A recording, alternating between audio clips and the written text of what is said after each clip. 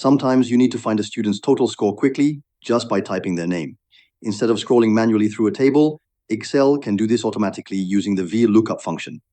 This tutorial shows how to use VLOOKUP in Excel 365 to search data based on a student's name and display their total score. Imagine a table where the first column lists student names and other columns hold different scores. To get a score, select the cell where you want the total to appear. Enter the VLOOKUP function.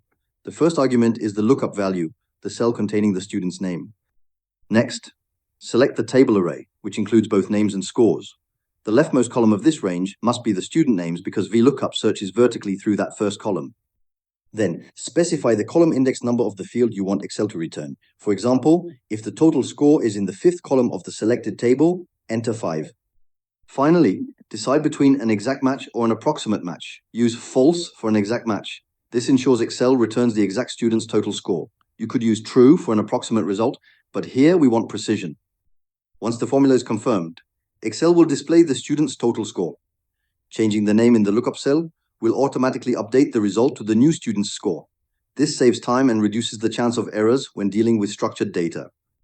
Using VLOOKUP in Excel 365 makes data lookup efficient and accurate.